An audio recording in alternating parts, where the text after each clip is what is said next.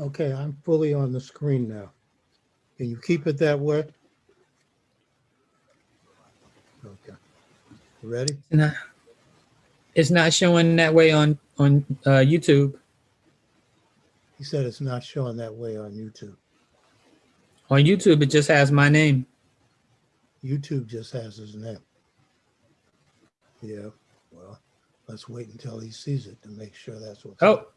all right. Now it's just you.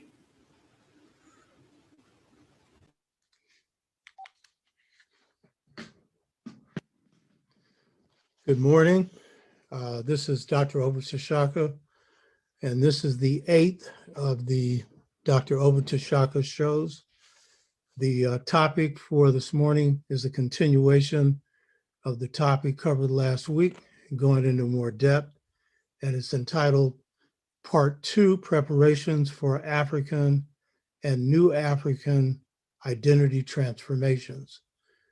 We have a guest co-host this morning, Dr. Siri McDougall, who will be fielding questions when we end the show. It's a brother who appeared on 3 of our shows before. So this morning, we'll be dealing with going into more depth on the African identity transformation process and the foundations for this identity transformation. In the background, you're going to see a couple of pictures. One is a picture on my left shoulder of some dancers. This is appropriate for this show, that you've seen this in the last show. The artist is Professor Kehinde Solowazi. He's my best friend, and that's a gift of my 80th birthday party. And you can see the dance. I think this was the bump. And you can see all that movement in the dance. That figures for what we're going to be discussing today, which is African culture and its connection to African American, or what I call New African culture. So when we look at this transformation process, it's extremely important because at a time in which a lot of our people are calling for healing, this is the ultimate healing. There's a healing that a lot of people need to go through for trauma and issues, many of which are post-68 issues that have to deal with drugs and a whole bunch of things that have hit our communities. And so there's a need for that, and we'll be addressing that on this show. I know a lot of you have been going through various processes where this has been discussed before. But when it comes to the ultimate healing is when we get down deep into who we are and develop a strong sense of African and African American identity, which generates a strong sense of self-knowledge, self-respect, and self-love. And some people who are viewing this feel that they don't need this, and that may well be true. But in most cases, it's very likely that we all need some of it. And as we go on this identity transformation journey, we have to go deep if we're going to undergo deep transformation. One of the most important, and perhaps the most important gain of the movements of the 60s was the freedom of the mind, which also meant the freedom of the spirit, freedom of the body. Not everyone that went through the movements of the 60s underwent this kind of transformation, but those that did, they had great results. And the proof of the pie is in the pudding. James Foreman, who was executive director of the Student Nonviolent Coordinating Committee, explained why some went through this process of transformation and some did not. And his explanation was that some, in the course of struggle, as we were fighting against apartheid in the South, or for economic empowerment, Black power, as the Panthers were standing up and fighting against police violence, and as we were raising up movements for Pan-Africanism or African unity around the world, those of us who engaged in study while we were engaged in struggle, which was not easy, which was a study of our history and our past, we were able to draw certain conclusions and undergo certain kind of transformation. And as a result of that, the movements that we led benefited. The movements that people participated in, they got much more from this. And this is as true today with the movements that our people are carrying out today, whether it's Black Lives Matter or the various kinds of organizing that we're doing in our communities. So the depth of the transformation had everything to do with the quality of our identity, the ability of us to really know and love ourselves, and it had a lot to do with the depth of our thinking. And if we were on the mind of the plantation, then we were operating on someone else's thought processes. So this was a key point. Those that didn't study, very often, they got frozen into a particular period of struggle, the struggle that they engaged in. And they may have just then decided to enter the work world or whatever, which would happen anyway. But those that didn't engage in struggle would not have an idea of how their transformation tied into changes in the movement, and would not therefore be able to continually grow. So this was real key. Asanta Shakur, who was a major leader in the Black Panther Party, a beautiful sister who's been in exile for many years in Cuba, she explained the importance of this process this way. She said, in the Black Panther Party, we knew more about Mao Zedong than we knew about Frederick Douglass or Nat Turner or Harriet Tubman, or she was saying, than we knew about our own history. And this is extremely important. And she's one of those sisters that did her homework. And others did their homework, and they were able to spring her from maximum security confinement. As I've noted before, my involvement in the Black Freedom Movement, first in the Congress of Racial Equality and later in other movements, that involvement in the Black Freedom Movement, I underwent the most important transformational experience of my life, one of the two most important experiences of my life. The second one, and probably even more important, was piping into God's mind, something we'll talk about much later, not today. And that experience was one that we call, now you call it being woke, undergoing awakening. And entering the movement, I didn't know I was asleep. I mean, good miseducation just miseducates you until you're thinking someone else's thoughts and you think you're thinking your own. So the most important value that I got from this awakening process is that I experienced first in the very beginning, the first light of mental and really spiritual freedom. Where on the political plane, I began to think my own thoughts where I thought I was thinking them before.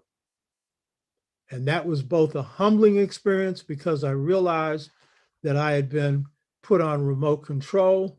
Someone else was, dictating my thoughts while I was doing the talking.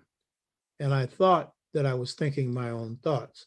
So the experience of realizing that I had been put asleep while I thought I was awake was humbling, and it was not a good feeling in that I felt like a fool.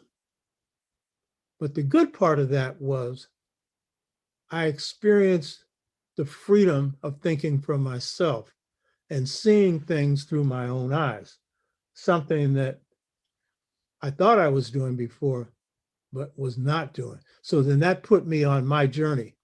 And if you look at Malcolm X, Malcolm was a petty criminal. He probably exaggerated how serious the criminal he was, but he had really stepped out of the consciousness, the lessons that he had learned from his family, particularly his mother and father, both Garveyites. And so when he underwent his transformation in prison, he literally transformed his philosophy. I'm literally describing how he's described it before. His attitude pattern, his thought pattern, his communication pattern, and his behavior pattern. He literally flipped the script. It was hard work.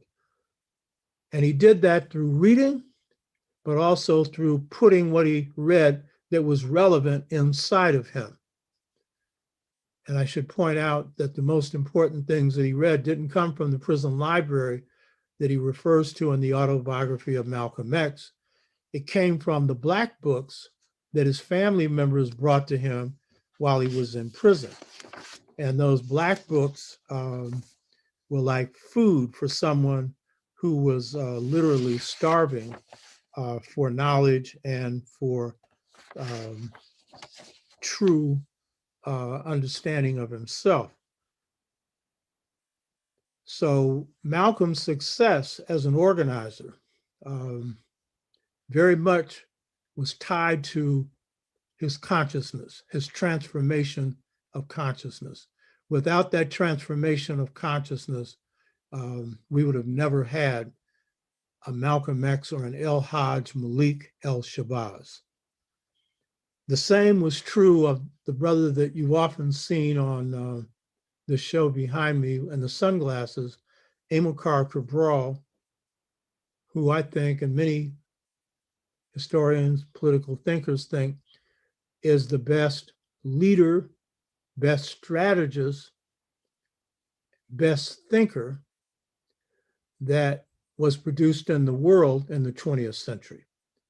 And he led the revolution in Guinea-Bissau and Cape Verde, a little island, Cape Verde, and the land of Guinea-Bissau in West Africa, bordering the country of Guinea. Cabral had been assimilated as Malcolm had, and so he had been put into a mindset where he identified himself as Portuguese, just as some of us who are in the assimilation stage want to identify with being white. And Cabral said it's when he joined a study group in Portugal while he was undergoing training as an agricultural specialist and agronomist. And it was a grueling course, and he was one of the best students in that course. It's during that time that he and other Africans who later became leaders of the revolution in Mozambique and Angola formed a study group. And in that study group, he made this decision. He said, I made the decision to be African, meaning he underwent a transformation through study that transformed him from a white-minded Portuguese-trained African who thought in a Portuguese mindset to an African. And so he could only make that contribution to the armed struggle, where he led the most effective armed struggle on the continent anywhere in the world, sustaining only 2,500 casualties, inflicting over 50,000 deaths on Portuguese soldiers, and who knows how many Africans who were fighting for them, because they didn't count the dead Africans who were serving their colonial masters. And he laid out the best analysis of how Africans were organized, called social structure, which shows you the ways in which a society is organized. It's done anywhere in the 20th century. W.B. Du Bois's Philadelphia Negro is considered to be the best sociological work of the 19th or 20th century. But I would say that as great as that work was, Cabral's was the most precise analysis of how African people of different ethnic groups were organized in Guinea and Cape Verde. He owed that to this transformation of consciousness. And I can say as a principal organizer and strategist and spokesperson of the San Francisco Freedom Movement, I've discussed this in my first presentation here on Free the Mind, the most successful of the northern movements, we defeated an entire economic power structure. I can say that had I not undergone this transformation of consciousness, there is no way that I would have been able to do what I did. Because once you put yourself in your own mindset, you're able to transcend, rise above the thinking of your enemy, and you're able to not only outthink him, but think on another plane, out-strategize him, and whip him. And we had a perfect record. We didn't lose a single battle. That wasn't just due to me. We had some very sharp people. As I pointed out before, one of the key things we did is we buried our egos. And whatever decision we made, it was the best decision. Not for me, not for someone else, but for our people. And I can say that one of the things that this produced for me is not only a deep sense of self-love, which I already had some of, and an ability to think for myself in a creative way, but it also led me into a love affair with my people. John Henry Clark, our great historian, often said that he had a great love affair with Africa. And so do I. But my first love is my people. And what I should say out of my own transformation, that I love my people more than I love myself in the collective. I'm no fool. There's a lot of our people ain't worth loving. Every time the CIA or FBI sent someone to shoot me or kill me, it was a Negro. I know Black people had nothing to do with it, but I don't love them. So I'm not a fool. I'm not saying I love everybody equally more than me. No, as a group, because this group is so beautiful. The souls of Black folks is so beautiful. And I love Africans everywhere, and I love humanity. But my first love is for my people. Of course, above that, I love the truth. I love the truth even more than that. So the transformation for me was key. Without it, the victories would have probably been spotty. But when you know yourself and know your enemy, and you plan appropriately, and especially if you're a good strategist, you have a good chance of being victorious, if not all the time, most of the time. And so far for me, it's been all the time. But I always say this when I enter a battle, I get very humble. I say, this is the one I can lose. And so I prepare not to lose it. And then usually people say I use overkill because I don't want to underestimate my opponent. As I told you before, my first love in all subjects is strategy.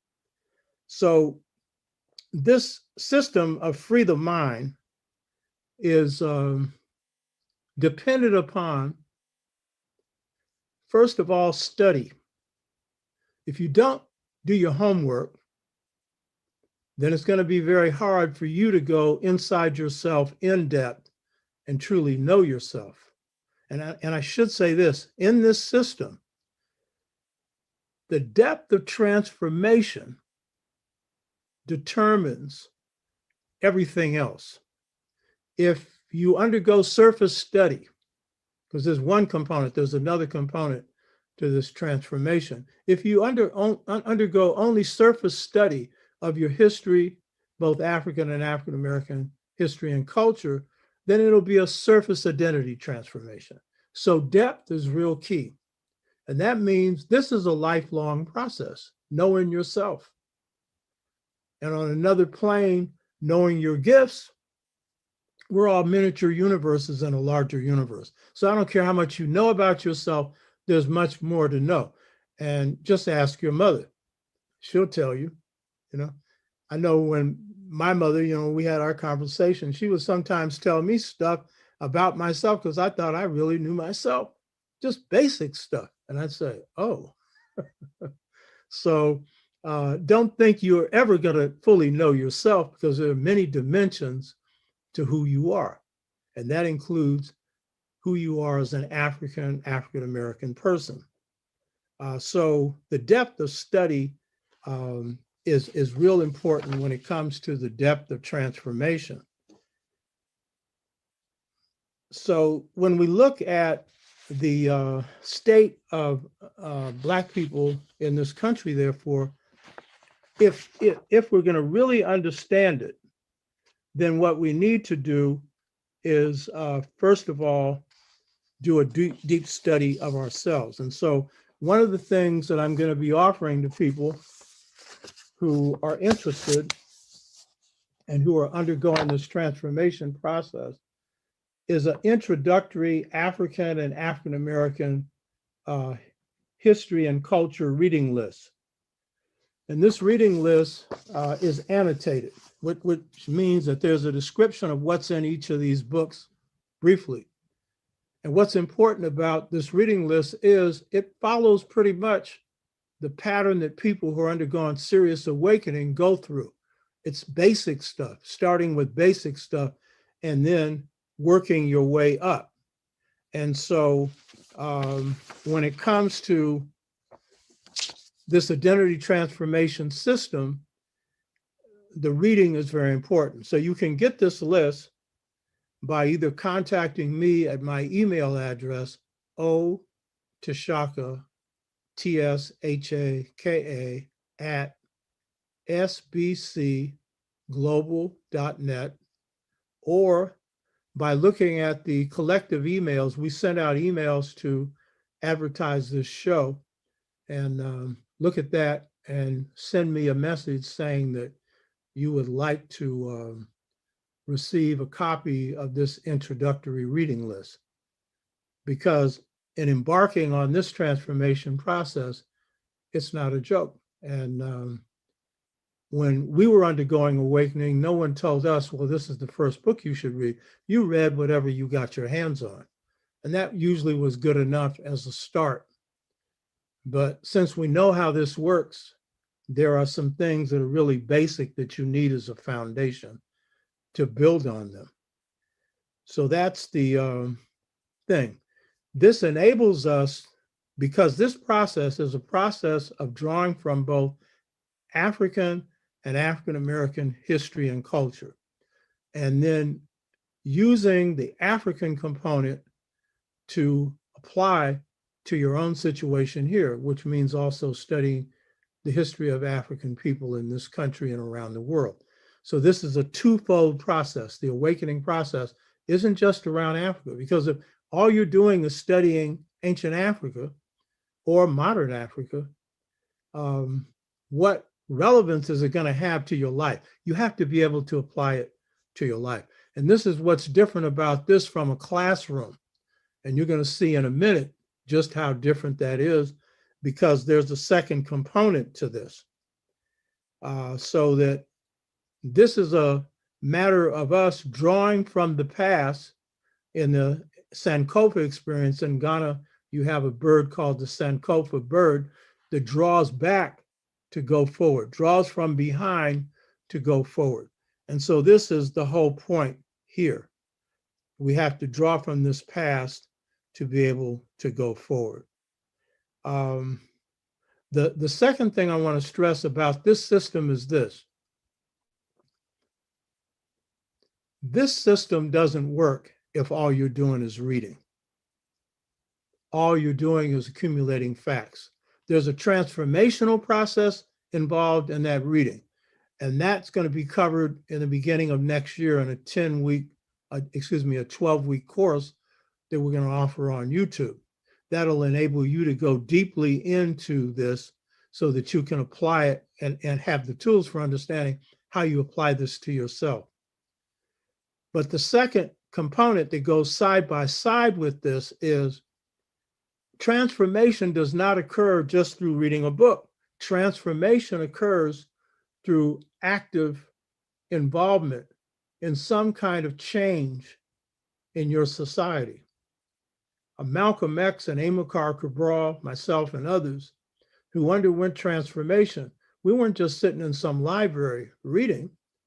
We were actually involving ourselves in some kind of way in ways to improve and change the lives of our people. Now, what that is, it varies per person because it's based on your interests.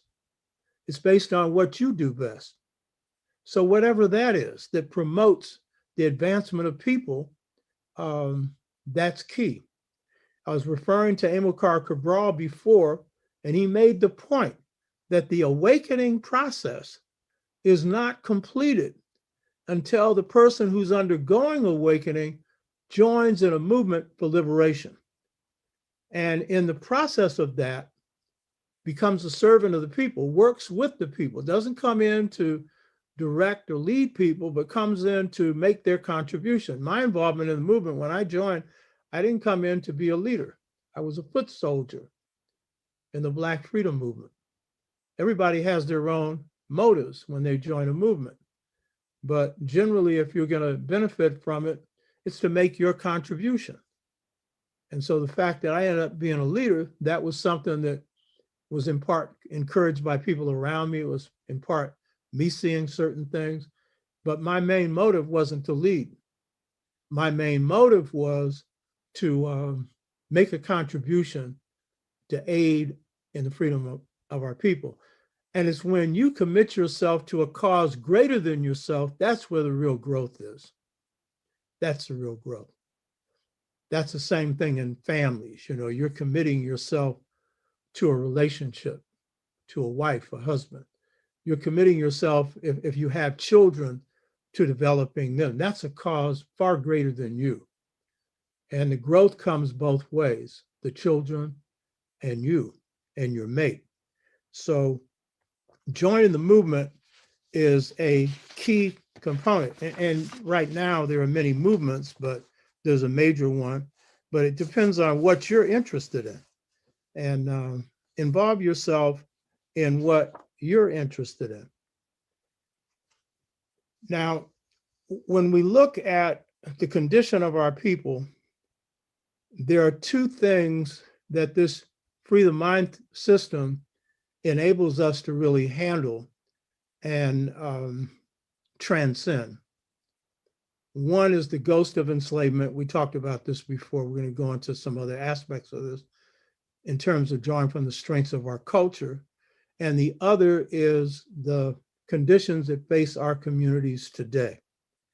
And what we know that's facing our communities today are powerful forces that hit our communities that I describe in my book, The Integration Trap, Generation Gap, Caused by a Choice Between Two Cultures.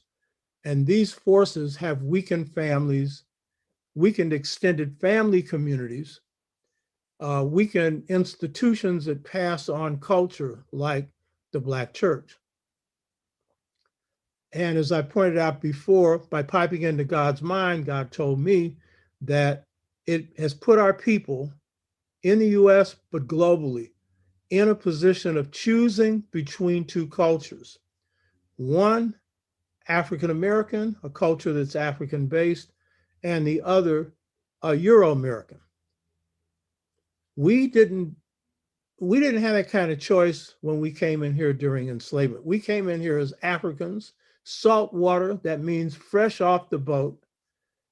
And the thought of us taking on someone else's culture was foreign.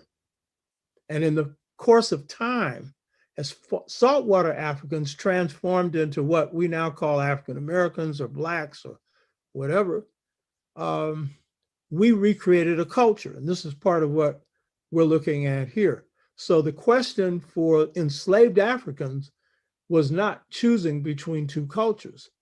It was recreating a culture here. In the Caribbean, it was continuing an African culture that was hybrid.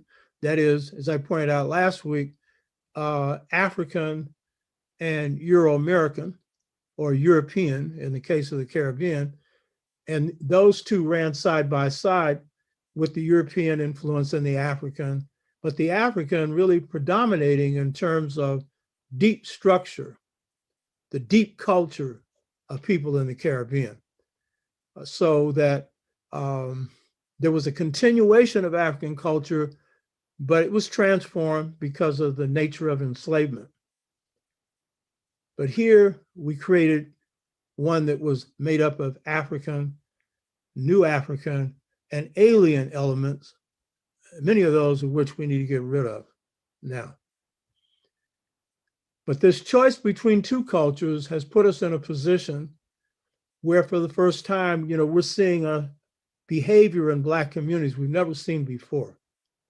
I gave the example last week of suicide rates. One of the key shifts that most who are expert on the hip hop generation, and these are young hip hop scholars, identify as two key problems of their generation, while they say that the main thing about the hip hop generation is that they continue African American culture.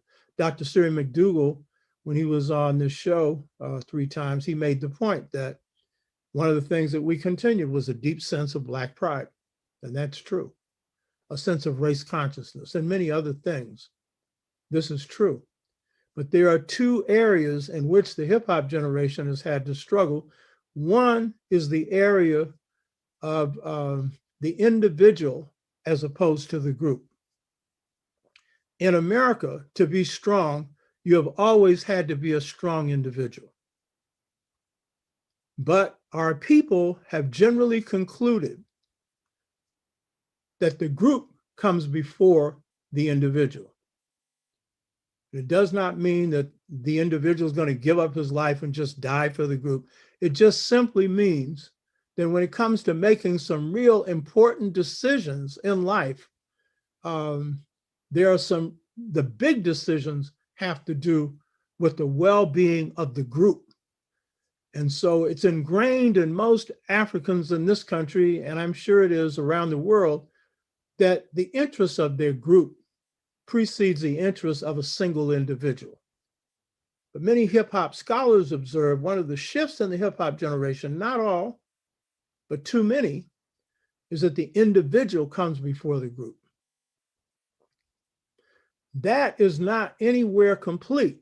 And the case of Black Lives Matter and other struggles that the hip hop generation has launched is proof that there's a very strong current in hip hop culture, that is the culture of the hip hop generation, the group coming first. And in the case of Black Lives Matter, sisters placing the well-being of brothers who are largely the victims of police violence, those sisters are as well, on the top of their agenda.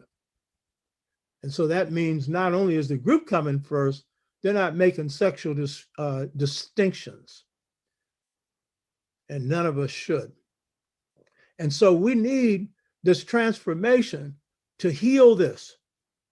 Because the truth of the matter is, we don't make any progress as individuals in this country. Everything we basically have gained as a people have come through what our people as a whole have done, or large numbers of our people have done. The second area that the transformation of consciousness will help us address is the area of materialism. One of the real beautiful things that comes out of African American or New African culture is this value for human life, humanistic values, the value for Black life, and the value for the lives of all people. And so it's been basic to Black teachings and Black families is people before money. People before money. This is fundamental. This is the core African and African American cultural principle. We live by it. But now, those who are expert on hip hop culture observe I'm not an expert, but I observe it as well, that when it comes to this choice, due to the intrusion of media, due to all of the corporate values that are hitting Black communities and other communities as well, but at a time in which families and extended family communities and Black communities are severely weakened, then our youth are more vulnerable to these outside forces. And one of the biggest ones is materialism. And so too many of the hip hop generation, when it comes to a choice between material things, money in particular, and human life, too many place the material first. And interestingly enough, in situations in which they hardly ever see any anyway.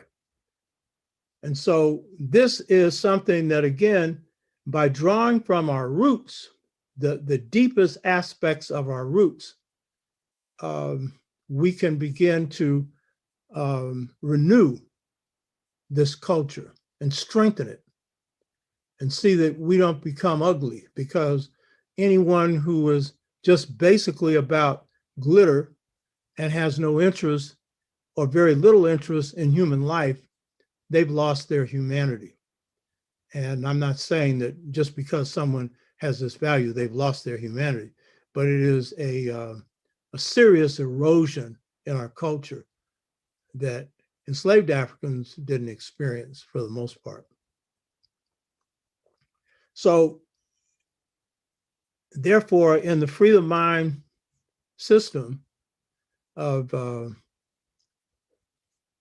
methods and systems for strengthening African and African identity transformations, we have to go back to roots.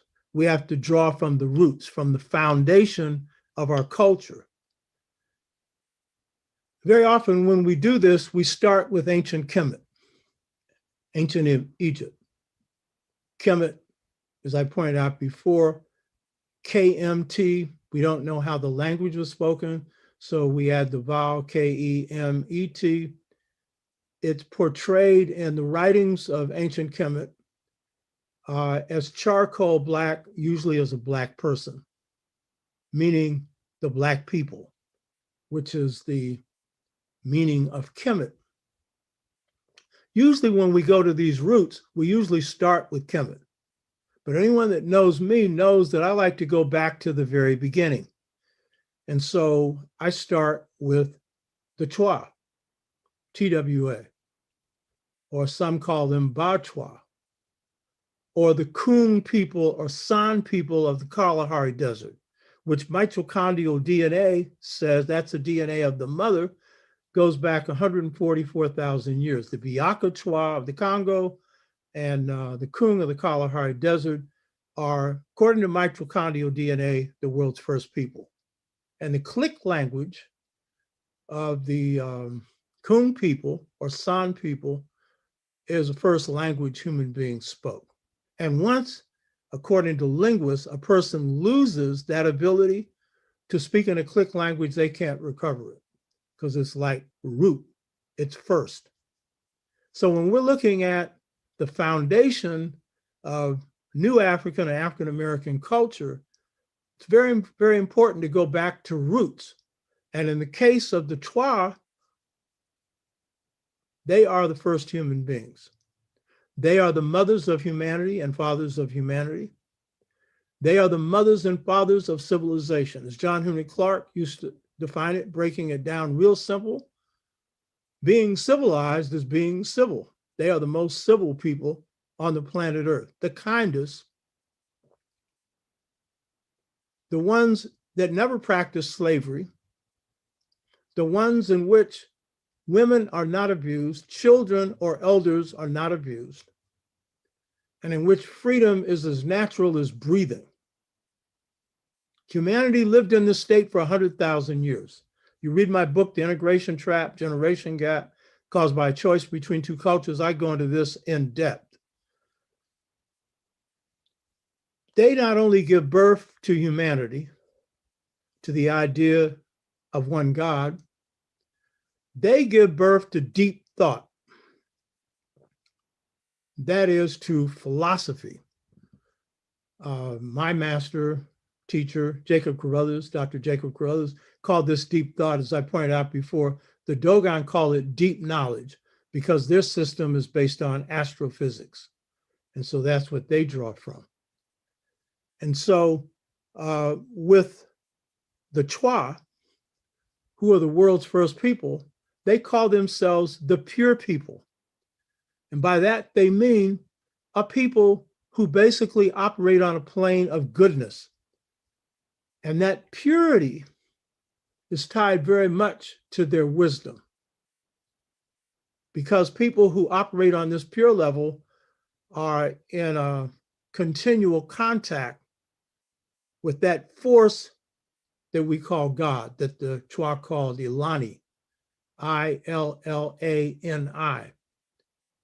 vital force or life force that is in everything that God created. So these Chwa have mind powers of a high order. Dr. Theophil Obenga, who is the best scholar on ancient Kemet in the world today, said that in the Congo, the Chwa introduced his people to medicine. And medicine, not just of the kind that you see in Western medicine, but spirit medicine as well as physical medicine. And they introduced people to a whole lot else. They were the founders of ancient Kemet, the Anu people, who were agrarian Chwa. But the key point is they laid the foundation for African deep thought, and that deep thought is founded in a notion that is both ethical, that deals with what it means to be human, because the system of ethics that a people base their lives on is very much an expression of their humanity. At the same time, it is a description of the deepest principles that govern the universe, generally referred to as metaphysics. They're the masters of that. And they give birth to a conception of truth and justice called Masuri, or Ma'u, M-A-A-U, or M-A-A-S-O-U-R-I, Masuri. And what does that mean? It means straight, upright, truth, and justice. And by the way, in ancient Kemet, one of the oldest descriptions of Ma'at was an upright slab, straight. So they are the authors of what in ancient Kemet becomes the foundation of their deep thought, which is Ma'at. Last week, I referred to Ma'at on its ethical plane. That is, Ma'at representing truth and justice and kindness and all of those things. Today, I particularly want to focus on the deeper dimension of that, which is the breadth and depth of Ma'at. Ma'at represents unity or unicity, oneness. Ma'at is all-encompassing as a concept. It is described as the rudder of heaven and the beam of earth. Rudder is that rear part of a ship that guides it and gives it direction.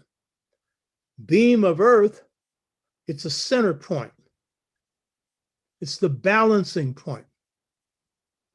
And so what's being said here is Ma'at, or harmony, truth, justice, right order, is the basis for the direction of the cosmos.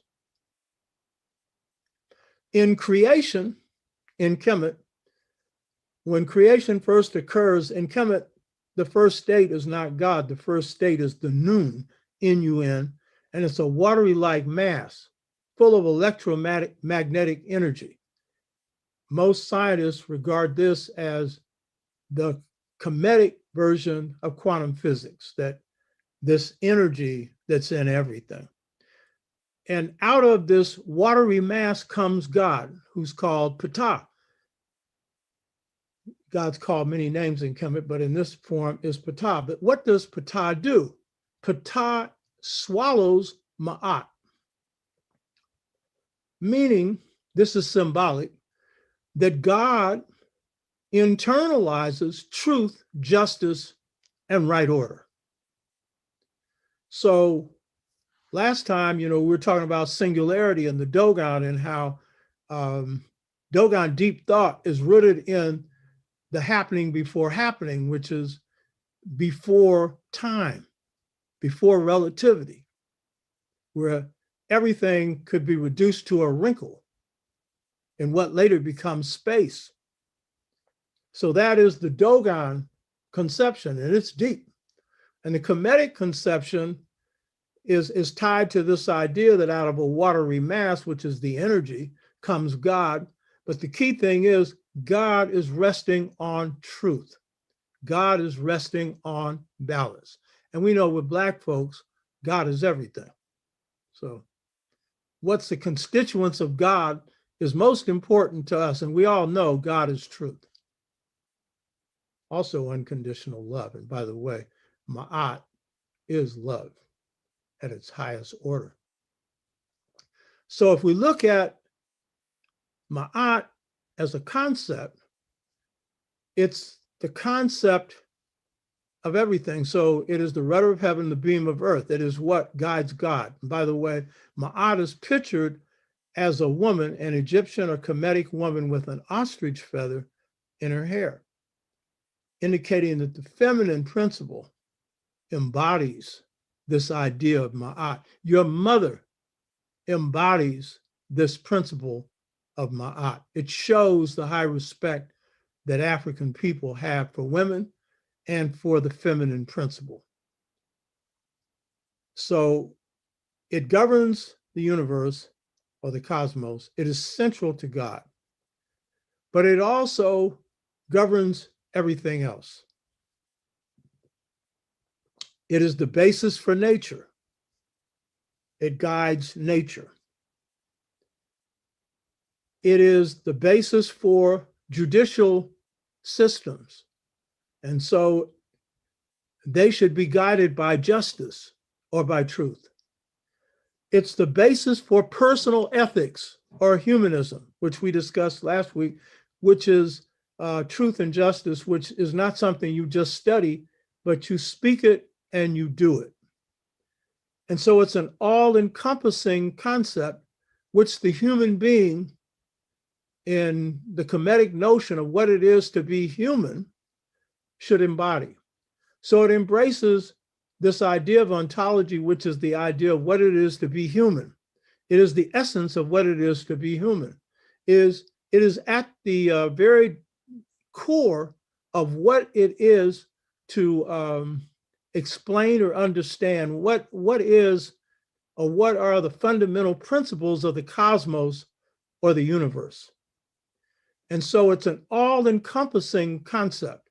And so what it means is that the African mentality is one that does not separate itself from God, does not separate itself from nature, does not separate itself from the cosmos. It understands, and I've, in Dogon thought, I've learned this concept that in anything is everything. The smallest part of the cosmos is a reflection of the largest part. We are the miniature part of this larger cosmos. Everything that's in the cosmos, the elements that make it up are within us. DNA, the very composition of a human being, or animals, or animate or inanimate objects. All of them have this life force, and they have this essence of what is cosmic material, cosmic energy. And so this creates a mindset, a deep mindset that's all-encompassing, all-embracing. And so Africans, as we come into this hellhole called America or the Western Hemisphere, the Caribbean or South America, now residing in Europe or wherever we are, we carry this deep down inside of us. This is real key. This connection with everything. And we also carry, because at a time in which we're facing global warming, we have this notion that to be human is not only to live in balance with nature, it is to serve, as the Bambara say, as a guardian of nature. Or as George Washington Carver said, as a healer of nature, but not as a controller of nature. And so this conception is profound and deep, and at the same time simple. And its heart and soul, it's based on humanism, kindness, goodness, justice, and on complexity. It's simple, but it's also all-encompassing. So it's also complex. And that's the nature of Black folks. So it is this idea, this notion, deep thought, and there's much more. I'm just hitting on one thing, because to understand African American culture, we need to understand its foundational roots, because the root of everything is like its source. And Africa is the root of African American or New African culture. So it's its source. It's what you draw from. And then in a new environment, African American culture begins to undergo stress and strain, African people coming into this hemisphere. And as a result, we see new forms, transformation. Cultures change, but on essentials, they remain the same. And so this fundamental humane drive is central. This fundamental sense of connection to the all is central in African American or New African culture.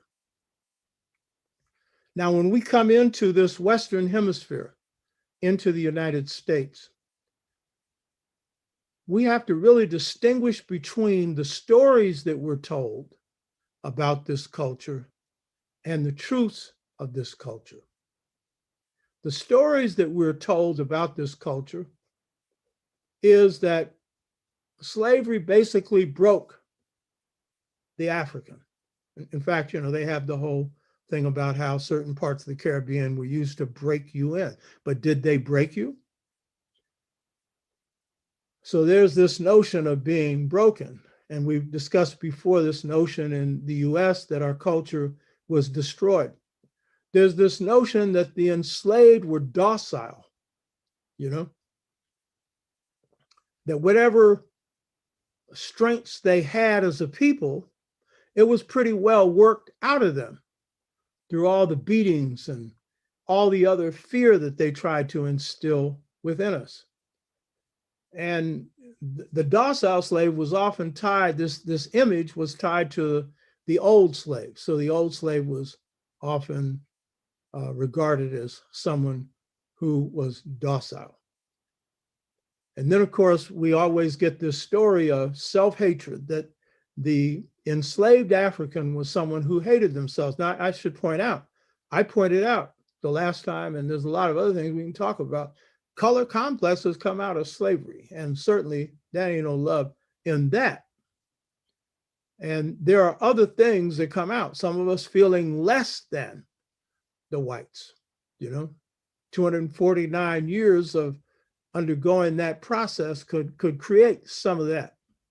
There is no doubt that there was that.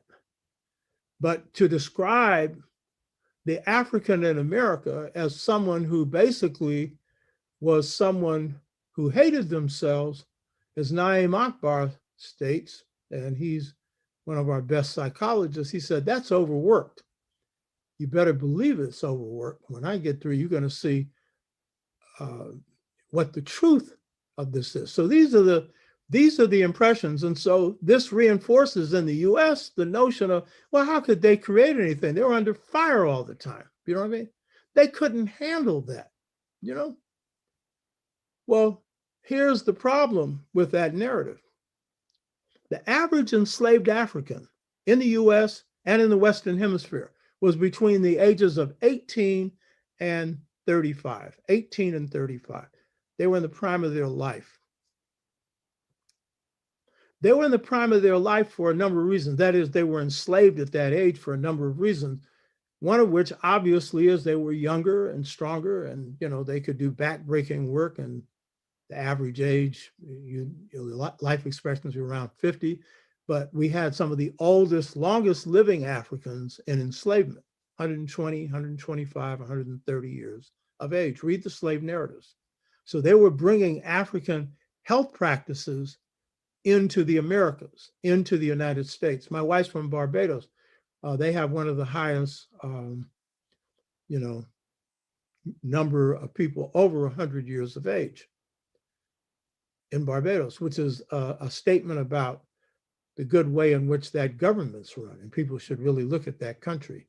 They're doing quite a good job. And their prime minister now is doing excellent work under difficult circumstances, as is the rest of the Caribbean handling COVID very well. So the average age of the African was young. Another reason that they preferred younger Africans is because younger Africans were less likely to commit suicide because they were less likely to undergo grief. Because being young, they had a more optimistic view of life, no matter how bad things were. They thought that they could persevere. Here's the thing to understand about the saltwater African, and then to also understand about the African who develops here later on. The saltwater African right off the boat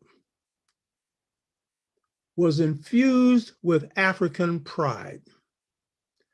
And you will hear, if you read the slave narratives, when enslaved Africans are being interviewed and talking about slave days, they will say, those Africans from Africa, they had African courage. Because the warrior tradition in Africa was the baddest on the planet Earth.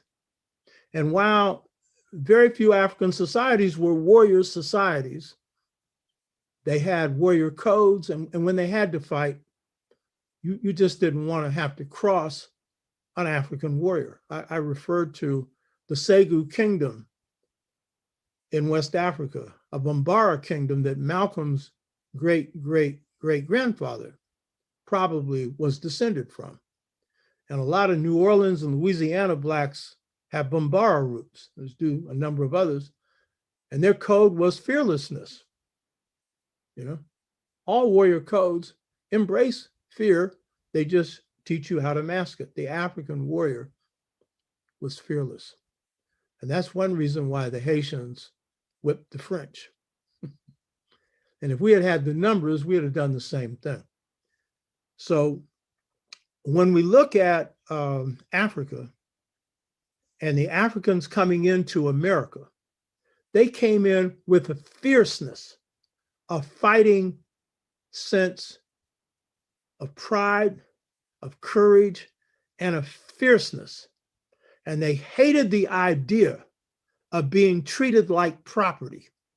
They resisted it. And they did whatever they could to oppose that. So this is the nature of the first generation. What about the second, third, fourth, fifth? Frederick Douglass had a saying. He said, first the slave desired a good master, and then he desired to be his own master. And he was really kidding, because the slave desired always to be their own master. The mantra of the enslaved African was summarized in the song that I had played on my DVD on lessons from post-Reconstruction, voting Trump out of the White House into the jailhouse.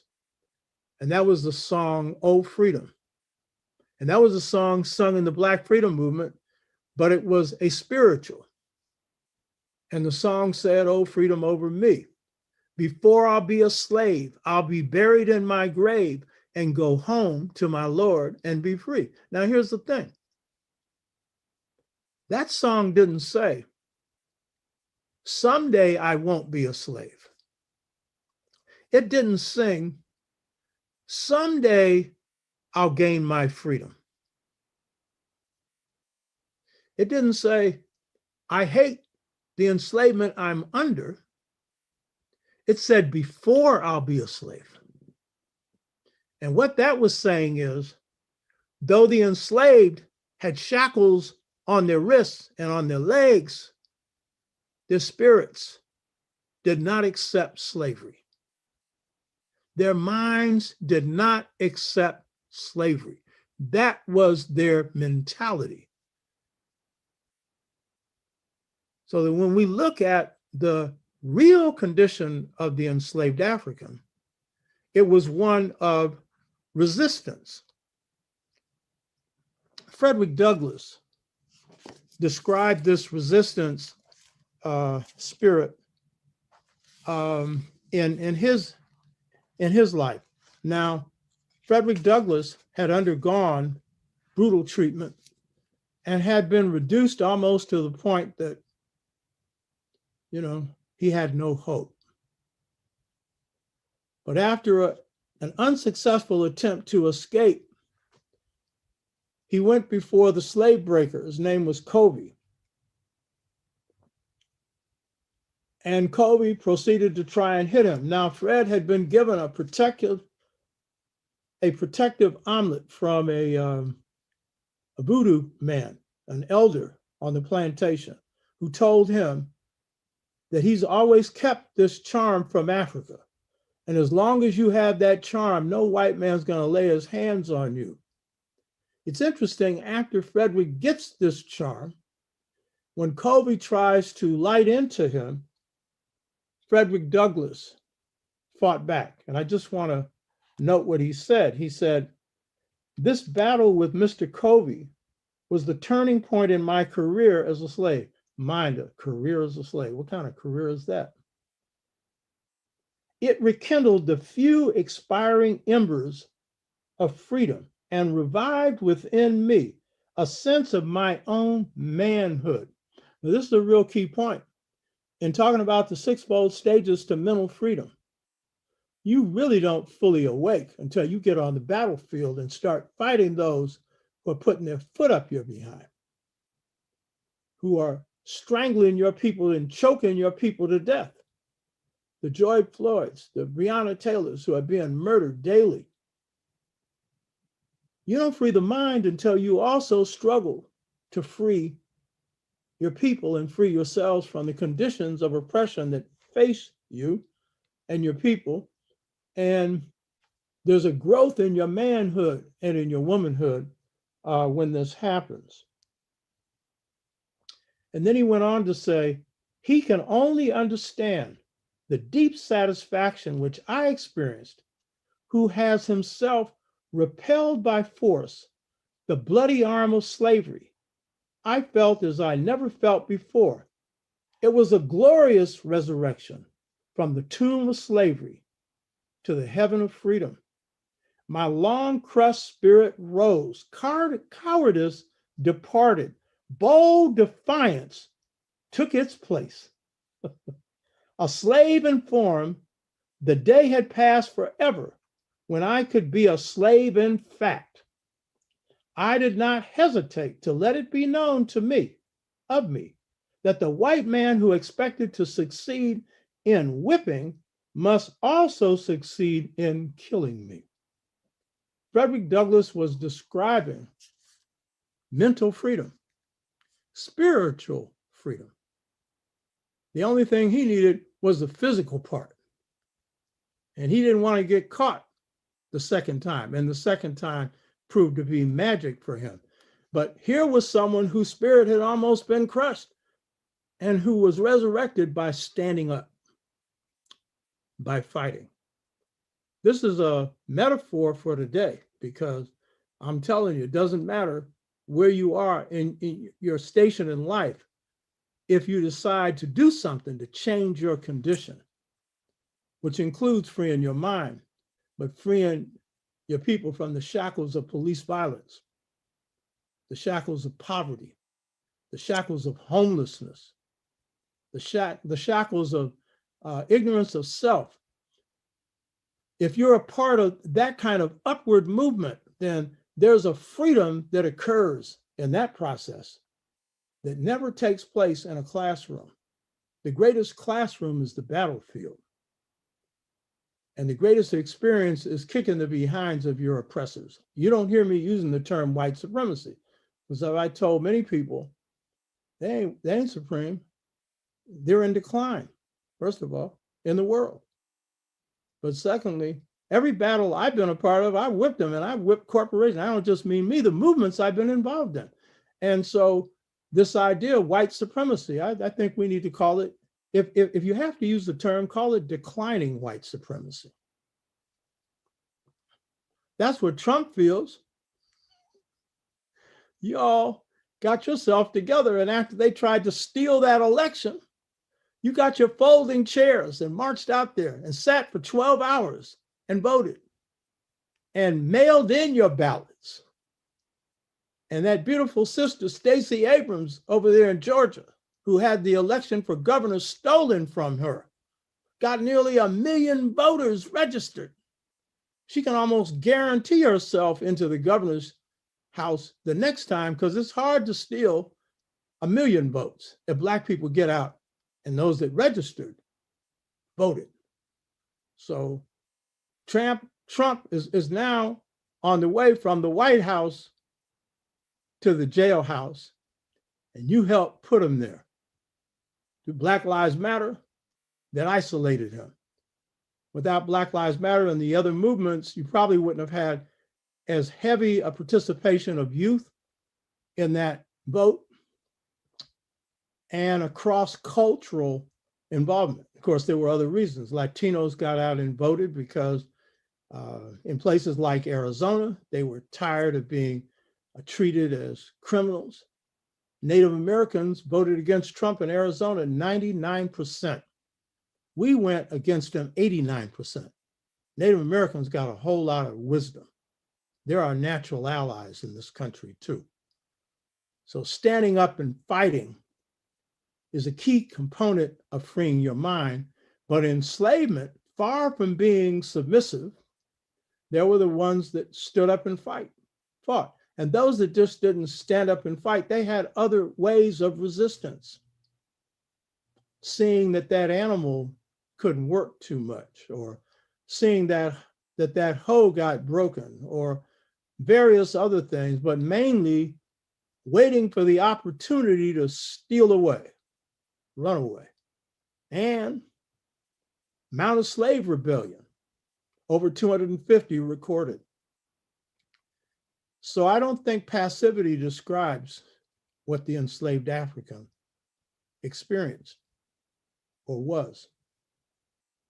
The other myth of enslavement was that the enslaved African hated himself. And that myth is also based on this idea that because of that, it was very hard for Africans to collaborate. Now, it's very true that on the plantation, that if you were planning anything in the way of running away or an insurrection, you had to be very careful who you talked to. And there were informants on the plantation. And the most likely ones were the ones, as Denmark Vesey said, when he was organizing his rebellion in South Carolina, they were the ones who had cast off clothes. That is, the master would allow those that worked in the house to wear his leftover clothes and eat his leftover food. And they had leftover minds. And so Denmark Vesey advised the organizers in his rebellion, don't try and organize them. He had Gula Jack who would do that. He was a voodoo priest. When he hoodooed you and voodooed you, then you would do like the house slaves for the governor of South Carolina did. They were prepared to poison the governor of South Carolina because Gula Jack had got to him. He put that spirit power of Africa on them. So if you look at the enslaved African, there were a variety of responses, but resistance was the overall mode. And the biggest form of resistance was in cultural resistance, because on the plantation, the war was between two cultures. One was the culture of what was becoming the new African, and the other was the culture of the Aryan or the European. And I should say this, that Aryan culture, and I'll go into this at another time, but the correct term for whites is not really European by root, because that's a recent phenomenon that you end up with what's called Europe. You had Rome before that, Greece before that. But the root of Europeans is Aryan. And I'll go into this at another time. But the key point is the war that Africans were waging on the plantation was between two worldviews and two cultures. And one that had a highly ethical and spiritual foundation to it, in which kindness, especially kindness towards each other, was central. And spirit was at the top of the culture. It was the high point of the culture. And so one reason that Africans did not embrace Christianity during enslavement was because, one, they came in with a deep spirit legacy that you call spiritual. Others call religious, a deep sense of religiosity, but it was really a spirit system. And the requirement in that system is that you had to practice what you preached. And what they could see with these whites is they were talking one thing and doing another. And many enslaved Africans described them as devils because their behavior was devilish. Don't think that term comes from the Nation of Islam. You know, it was just simply a description of behavior. So this was the world of the African. As we're forming a new African culture, as we come in here as saltwater Africans, we're bringing in a philosophy and a worldview. And it's in conflict with this Aryan one. And this is the key point to get about this Aryan one. In the Greek language, there is no word for right or ought in their language. And in all Aryan languages, what we now call European languages, there is no word for right or ought. You ought to do right or right. This is important. So when Plato talked about the good, he wasn't talking about truth or justice or what was right. When Socrates was forced, and he was Plato's teacher, Socrates was a great philosopher in ancient Greece. Socrates was forced to take hemlock. Why? Because he was teaching Greek students to treasure their souls, to live lives of truth. And what they said when they convicted him was he was teaching a foreign or alien philosophy. And that's true. That was a Kemetic philosophy that he was teaching. And so he was forced to take hemlock for telling his students to be truthful, because there's no word for right or truth or ought in the Greek language or in any Indo-Aryan language or European. Since Christianity, they have a layer over their thinking that has an ethical component, but that goes against the core of their nature. And if you want to understand Trump's appeal, Trump basically appeals to that Aryan philosophy. An uncaring, in this case, racist, because at that time, they had not, in the beginning at least, except for India, they had not formulated the doctrine of racism. So it's a very inhumane and savage concept. And so the African was at war with this. One of the mantras of the New African and the African in general, the African all over the world, is this: we are not going to be like them. We are not going to be like them. And so the average mother is teaching their children, the pride she will teach them is, you're not better than them, you're as good as anybody. So they teach them humility on the one point, not to be arrogant, and on the other point, to have pride. And some will teach them that they're better. So when we look at the enslaved African, the spirit of Africa draws on another quality, and it's a quality, not the one that's stereotyped by white historians and some Black historians and some Black psychologists of self-hatred. It's a attitude of love. And so the African who's described as being self-hating, the record would indicate there was something else going on other than hatred here. And again, I want to describe something else that Frederick Douglass had to say, because I think that it's representative of a whole lot of Africans. And it is a description of the relationship between Africans in general towards each other. Now, this wasn't all Africans. There were Africans that didn't have this experience, but largely it described this reality, the reality of love that Africans had for each other. Think about it.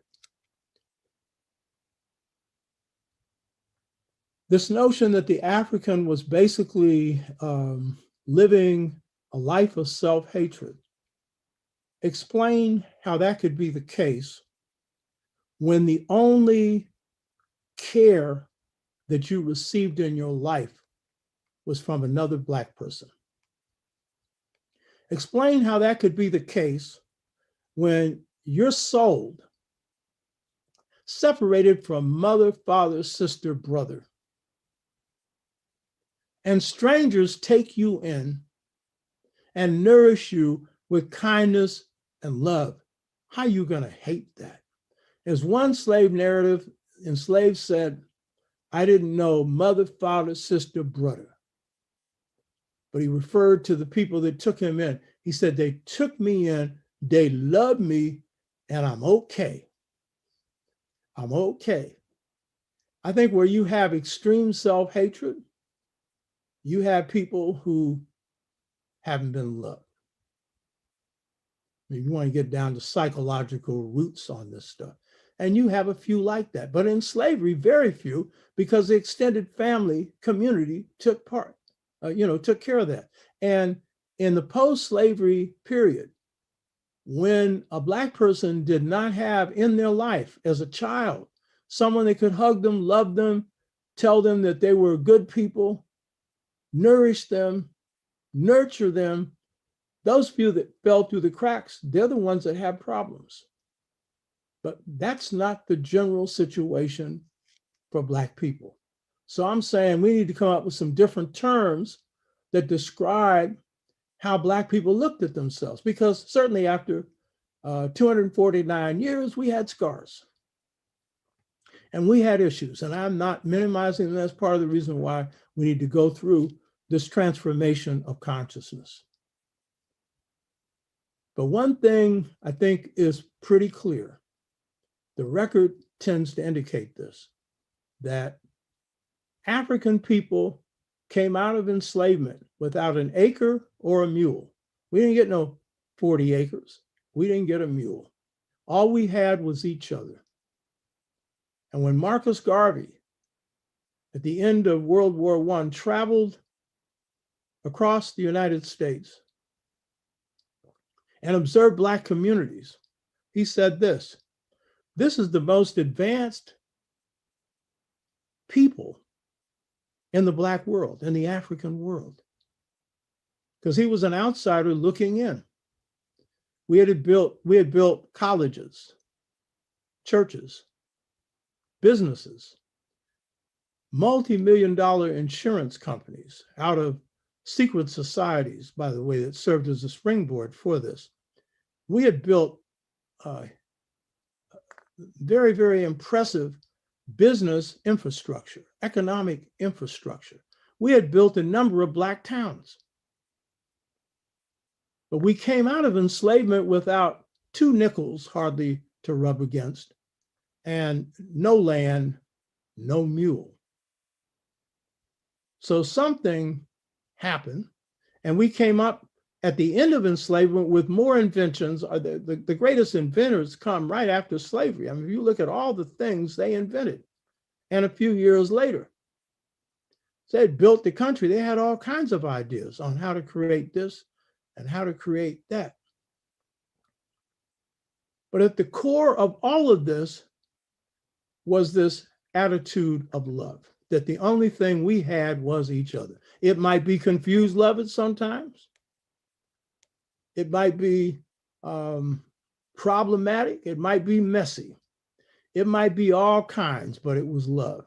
And in a lot of cases, real good love. I just want to describe how Frederick Douglass described the relationship that he had with his fellow slaves. And this was on a plantation, check this out, called the Freedland Plantation. Not that any slave could be on freed land until they got free.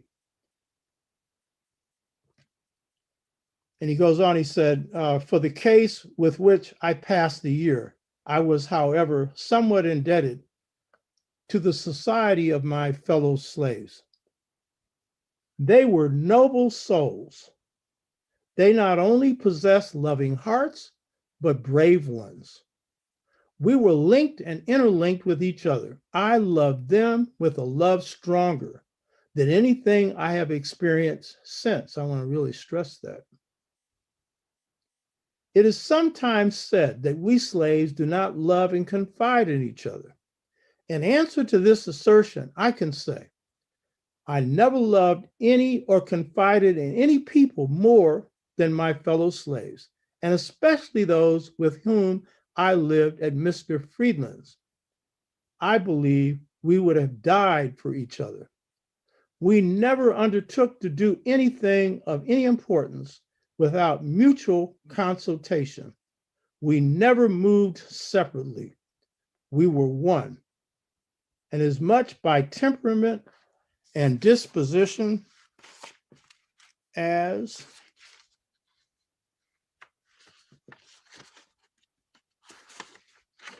by the mutual hardships which we were necessarily subjected to by our condition as slaves. In other words, the condition of enslavement created bonding. Slavery made Black folks tougher. And sometimes there was a hard outer shell. If you know the older Black folks, you know that that shell was pretty hard. It had to be, because we had to survive some cruel conditions.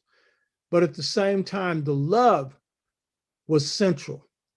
And so he's referring to the fact that his fellow enslaved brothers and sisters were noble souls.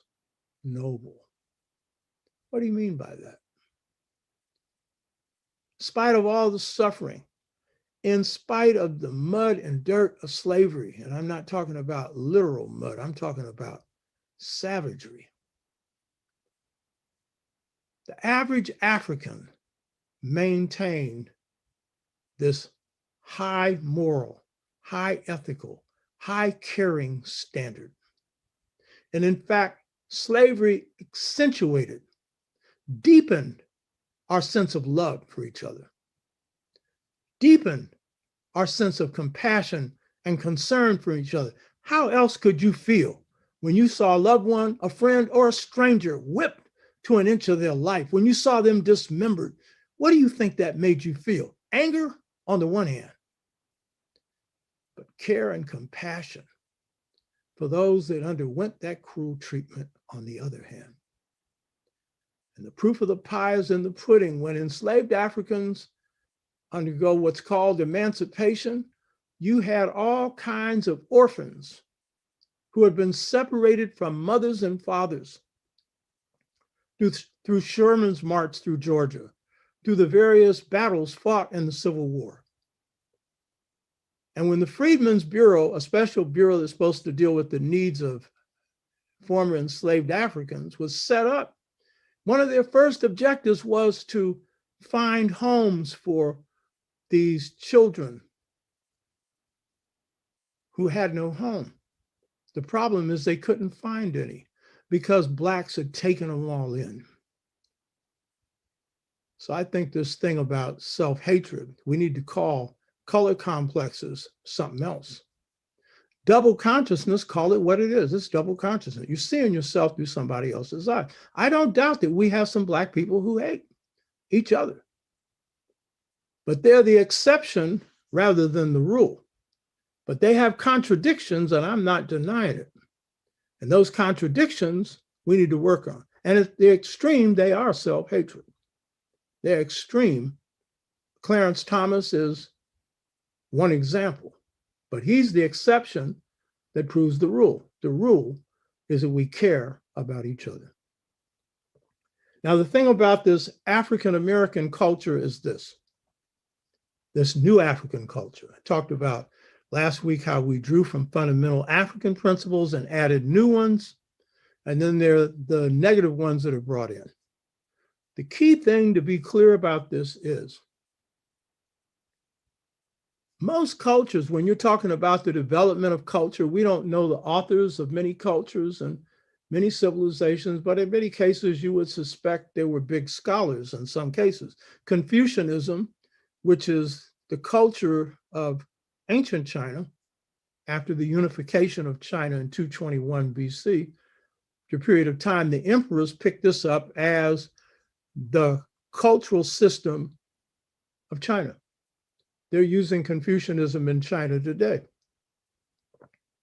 This was largely the thoughts and ideas of Chinese intellectuals. Confucius was not the author of Confucianism. He was a disseminator of ancient Chinese thought of three periods in their history. So this is often the case, not in all cases, but usually intellectuals play a big role in shaping culture. And certainly here they have, when it comes to literature, when it comes to our scholars, when it comes to science, a number of things.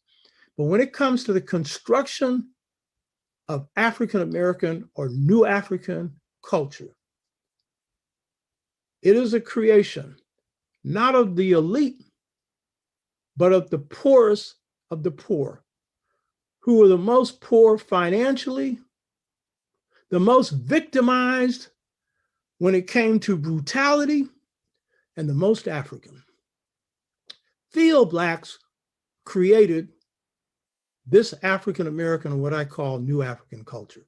Field Blacks, because they were the ones least affected. They were affected, but least affected by European culture, European mentality. And we call this the folk, the everyday Black folks who were the ones that worked the fields, who endured the greatest suffering. And out of that pain came a deep sense of being, a deep sense of what they wanted to be. And so this culture comes out of that. In Jamaica, they say that culture comes out of the dirt, out of the ground, meaning the grassroots, out of the poorest.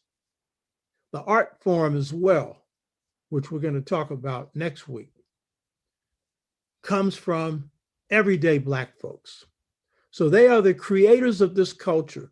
And the key thing about this culture is this, and you will find it whether you're talking about the scientist, whether you're talking about the musician, whether you're talking about the intellectual of whatever kind, they will say what this Phil Black intended that this is a culture that creates beauty out of ugliness.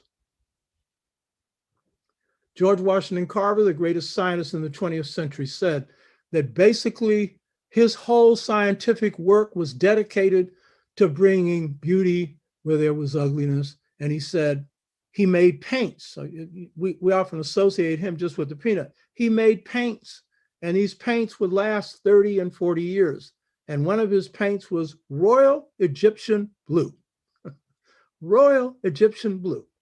He made those paints so Black people who lived in shacks could have some color.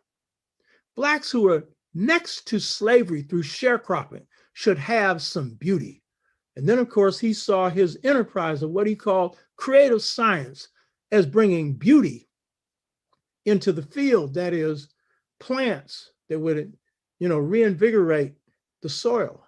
He saved Southern agriculture so that people could have food on their table and make some money and send their children to school. And so they could live in a state of beauty. It is the nature of the African and the African American is we love beauty. But the most beautiful thing we love is good character, is the truth. So in the hellhole of slavery, we created a culture that sustained us because it was beautiful. And to this day, it's beautiful. We created an art form that is beautiful. And in the course of that, this culture turned us into a nation, turned us into a people, a common people. Last time I was talking about race consciousness. Race consciousness is the shell of the culture, but the core, the substance of the culture are those things that we pulled out of Africa and reworked in America and added that were new in this environment. And this makes up the soul of this culture that Du Bois described as the souls of Black folks. This kept us keeping on from day to day. And it helped us imagine a better future for tomorrow. One of the most important features of this culture, and this is an African feature adapted to African American culture. Now, when I say this one, you're going to misinterpret it at first. It's a culture of high drama. Too often we associate that with screaming and shouting and arguing and fussing and fighting. Now, I'm not talking about that. No, I'm talking about the drama of the Black church. I'm talking about the drama of Black speech. I'm talking about the drama of Black life. Drama is all over our culture, and it makes our culture interesting, It's in the food we eat. It's in the seasoning. We don't like bland food, most of us. It's in our relationships. We usually like a lively lady. If it's a brother, I know I do, you know what I mean? I want somebody that's gonna fire me up, you know what I mean? Same way. I'm married to a type A woman. I'm a type A man. Some people say, how does that work? That's how it works. It's got some drama in it. But it's love drama. It's nice drama. It's a drama that'll put a smile on your face, So this culture that our people created has got African roots. Zora Neale Hurston put it this way. She said, white people think in writing, Black people think hieroglyphically. We think in terms of pictures, and pictures are things in motion. Also, hieroglyphic thinking is dream thinking, because a lot of it has to do with what you see from the other side that is always in motion and is symbolic. and has a variety of different meanings. So this is another feature of the culture. Hieroglyphic culture, hieroglyphic thinking is action-oriented thinking. In other words, at another time, we'll go through this African-American speech pattern. It'll be way in the distant future, but it's a brother named Lorenzo Turner, who is the first Black man or woman to get a degree in linguistics. And instead of studying French or German, he went into South Carolina and studied the African cultures there and reached the conclusion that the African-American speech patterns that we call now Ebonics is a Niger-Congo Bantu linguistic system. And that's what we find in the Southern so-called dialect. The vowel structure of Africa is the vowel structure of Ebonics. A, E, O, U, not I, E, O, U. So this dramatic inclination in our culture, we can even be dramatic when it comes to giving directions. I mean, you know, I go and ask somebody for directions and I'm going to get all kinds of hand movements, this and that. And then they might say, I don't know. Or they might give you the right direction. Or they'll usually give you dramatic directions. It won't be go east or west. It will be to this corner that looks like this. You'll find this church on this corner, you know. Again, it's descriptive, you know. And the emphasis on action that we find that runs throughout the culture, centered in speech patterns, among other things. In ancient Kemet, Medu Neter means God speak. It's the words of God. And Medu Nefer is the words spoken by human beings that should approximate God's speech. Dr. Jacob Carruthers, one of my teachers, called this the walking, talking, doing language. And for us, our writing always followed speech. That is, it followed drama, you know, the movement. And also, it was central, speech was central, and it was the model for writing because the power is in the word, the spoken word. And it's the vibrations that come through the spoken word. Enslaved sisters and brothers would often say this, because most of them were not Christians, but when they heard a preacher, and it was a white preacher, they'd say, he couldn't move me. He just talked with his tongue. But they said when Black people spoke, they spoke from their hearts. In Medu Neter, the heart is where God resides. It's not only feelings, it's where wisdom resides. The highest ethical principles that we call ma'at, derived for the human being from the heart, and brings us in harmony with everything else. So this emphasis on action is at the heart and soul of the dramatic nature of Black life. Because this is a culture where to know something, you have to be it. And so it's the expression of being that is central. Knowing for knowing's sake is no good. You got to be what you know. You got to be the truths that you profess. And so in the sixfold stages to mental freedom, it's about drawing from the deep truths of your culture so we can better be the truth and better be Mo Better. So in conclusion, I just want to say that the sixfold stages for mental freedom is much more than just freeing the mind. It's freeing the spirit, or being in contact with the free spirit, freeing the body, and being engaged in a process for struggle and liberation for freeing society. By 2044, Black, brown, red, and yellow people who won this election, literally, will be the majority in this country. And that will be the first break of white power in this country, because that first base of white power has been based on the numerical dominance of whites in this country. That's why they could make it so hard on us to, continue a culture here through cultural recreation. That's going to be broken. And Trump got into office based on getting his people to believe that he could stop it, border walls and everything else. Now we have to prepare for a future, not just because the demography is shifting in this country, but power is shifting in the world. The West is already fallen.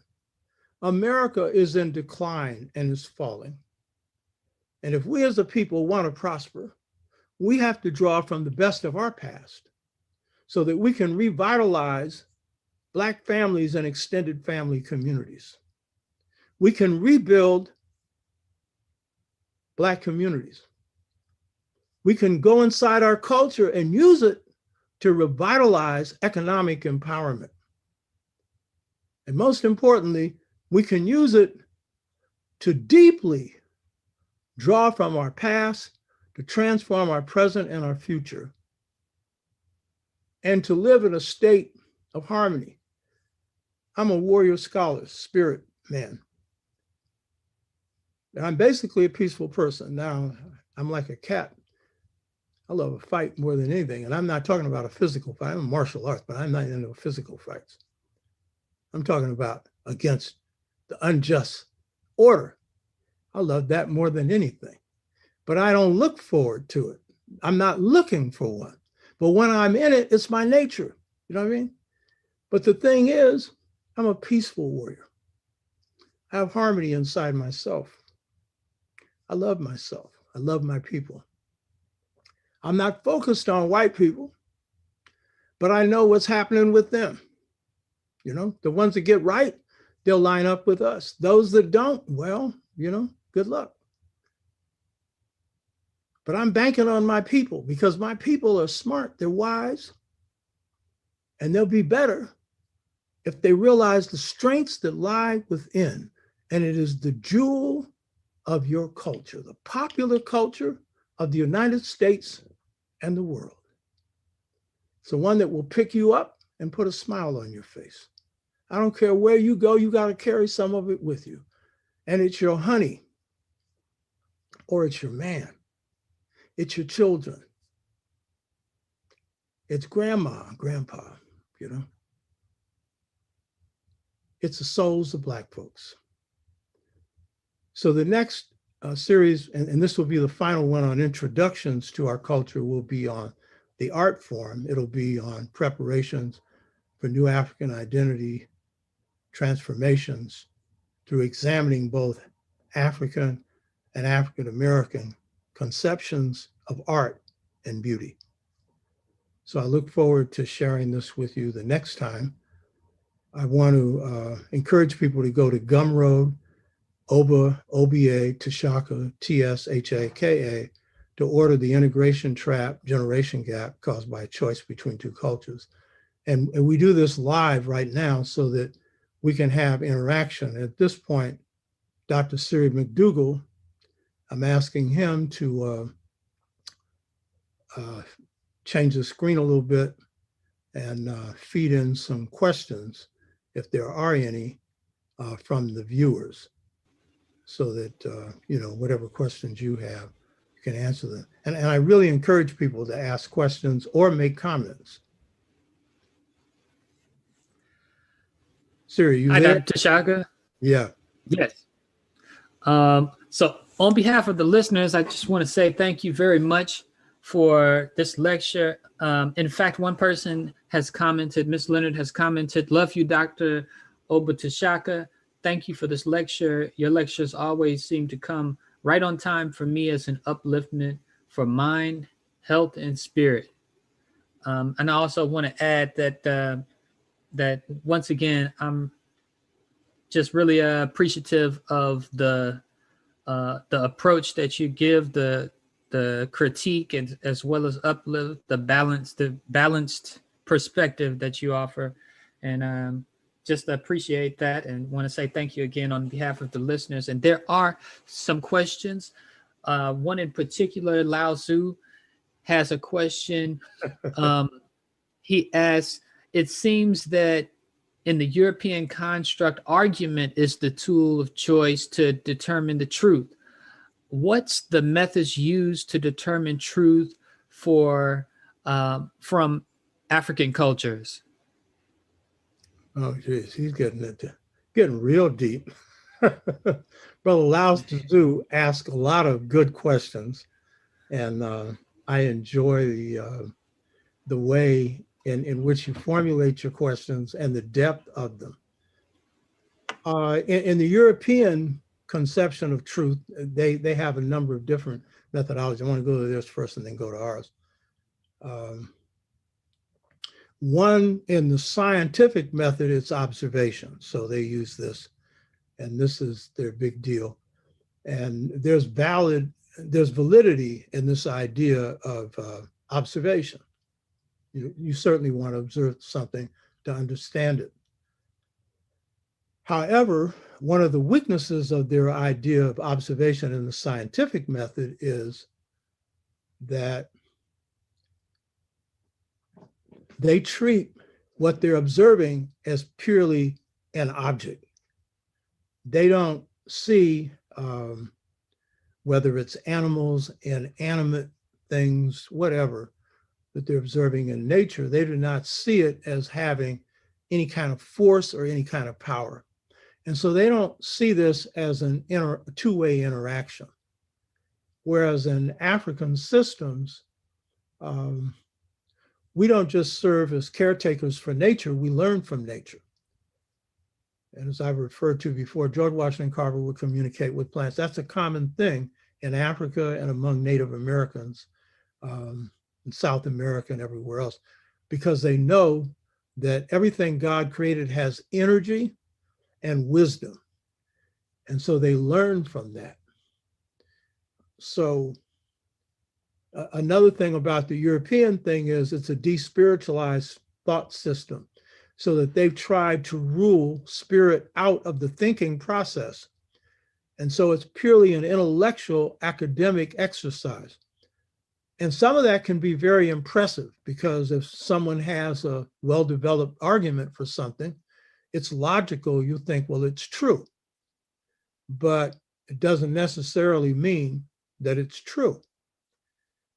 So this despiritualized nature of Western thought, where everything is intellectualized, and every discipline has basically tried to remove spirit from it, yet all the people who make breakthroughs in Western thought all draw on the spirit. Einstein's theory of relativity comes from a dream, but he knows quantum physics, but he's an average physicist.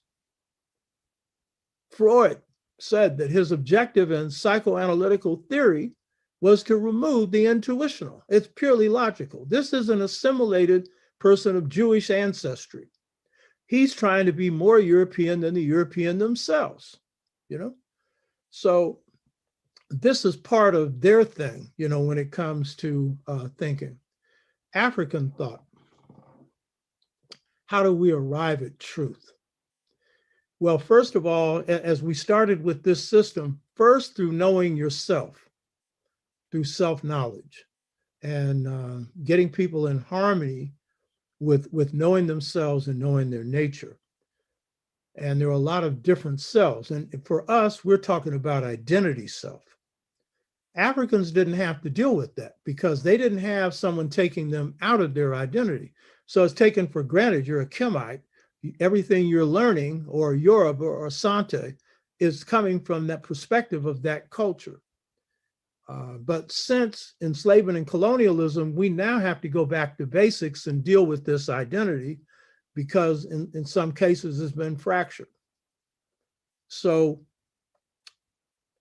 but at the deeper sense, in African thought systems, truth has got to do with destiny. or life purpose or gifts, and knowing the gifts that someone has. So the first universe to explore for truth is self, the person. One realm of knowledge is, well, first of all, in African thought, wisdom is portrayed as a light that dwells within. And again, African American culture, this little light of mine, there's a great emphasis on the light. That's really referring to the spirit. And so there are realms of, of light, realms of light in terms of what the light is. This little light of mine can mean, let my gifts shine. It could mean that. And so the truth for a person who's artistic is coming through pursuing those artistic gifts and mastering them. But the truth can also come from what I've talked about, and I haven't gone into detail on this, but it's thinking God's thoughts. So the highest realm of finding truth is through piping into God's mind. And for most people, that is just pure mumbo jumbo. What are you talking about? All I can say is all of the innovations in science, music, math, whatever, no one created any of that. They discovered what was already there. And so people who are at that plane, we call them innovators. Einstein, it's not just Black folks, every people have this capacity to reach this plane. And so what you discover is really revealed to you through God's mind. George Washington Carver had these streams all the time. That's the greatest scientist. Me, I've had 2 of these experiences. George Washington Carver had so many, he couldn't count them. You know what I mean? But so that's one level. We have notions of truth. And so part of this, how do we discover the truth is by being trained in notions. And so this idea of ma'at, the notion that there is such a thing as a lie and it's abominable. You should avoid it as much as possible. As I pointed out, the Bambara call it a leprosy. It's a moral leprosy. There's a hatred for lying. And that's a hell of a high culture that can value that to the point that it's normal. Older Black people could reach agreements purely on their word. Because again, it's grounded in some truth, some ethical truth. 1 and 1 equals 2 is a truth. COVID is actually a pandemic, is a truth, but we've got people who are saying it doesn't exist. So there's the realm of experience. There is also realm for truth. But the difference between Blacks who draw from experience as a realm of truth, and that's one realm I draw from, is that there are usually values and deep thought that guide that experience. Ella Baker, I call her a situational revolutionary. That is, she didn't compose abstract ideas about revolutionary thought. It was based on life experience and situations. It made it very hard for the system to define her. But the fact is, her truths were coming out of experience, but they were guided by her life of being born in a Southern environment in North Carolina, where it was a sharing community. It was a communal, caring community. And so she tried to reproduce that in her thought politics, but she learned lessons situationally. Western, in America, the only contribution America's made to philosophy is called pragmatism. And I won't go into who founded and all this stuff, but I just simply say their idea of pragmatism hasn't got anything to do with the truth. It's whatever works. And that's basically, again, the Western perspective, having no word in the Indo-Aryan language for truth or right, then that would not be their concern. So therefore, they can teach you at the university level, well, there's no such thing as truth, or truth is relative. And they let's quote the theory of relativity, and everything's relative. Yeah, okay. To a situation, yes. And there's truth is like an onion. You peel it, you get more, So that's some of it. We know the truth by being it. That's one way. We know the truth by being informed by God. We know the truth. Most of us know this. When that gut tells us something, we usually know to follow it. And when we don't, we usually have to say, well, I should have.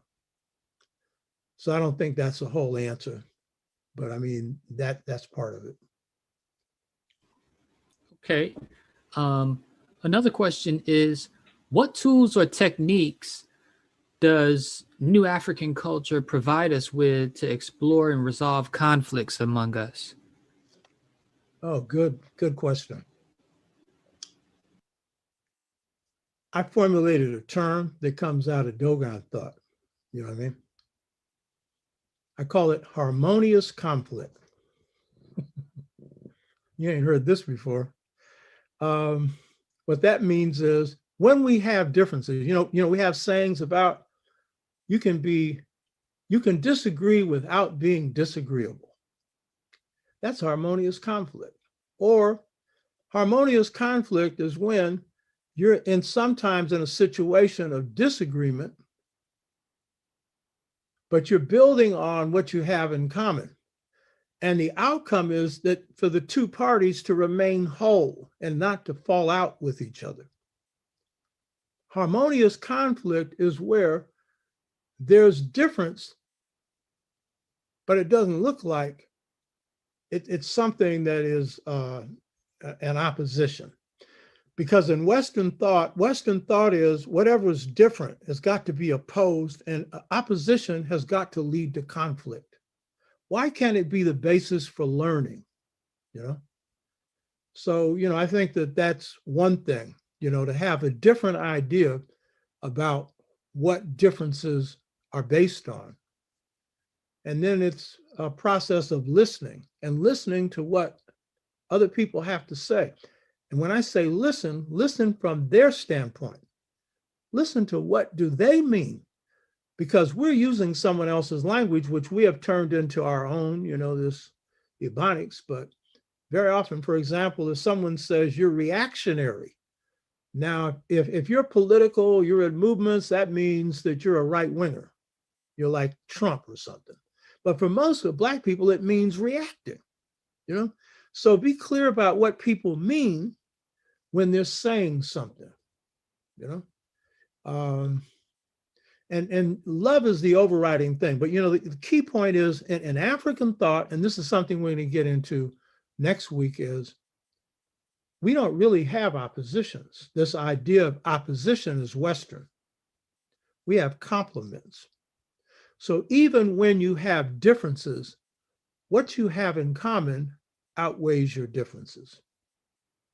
We had generations of Blacks in the 60s fell out over who was better, King or Malcolm. Well, by the end, we came to realize they were both pretty much the same. And the differences they had, neither one had resolved. I have a speech that I give, King and Malcolm, two who are one and didn't even know it. And in there, I show about 30 agreements, absolute agreements between King and Malcolm, and 4 differences. Now, if you're going to get up and have a debate between those who were supposedly advocates of nonviolence and those who are advocates of self-defense and blah, blah, and by the way, Malcolm was an advocate of self-defense and didn't know how to shoot and could not fight. You know what I mean? If you read the autobiography, his brothers were boxers. Malcolm got beat when he got in the ring. In fact, it was a white woman who was a wrestler. When Malcolm tried to pick her pocket, she bounced him off some walls. So you can get all this manhood stuff. He was a great man, but, what's the difference he really had with King? I mean, on the question of nonviolence versus self-defense, that picture of Malcolm with a carbine at a window, he didn't have a firing pin in the carbine. He didn't know it because he didn't know how to take a rifle apart. Yeah, no military background, which is good. He avoided going into World War II. That was smart. You know what I mean?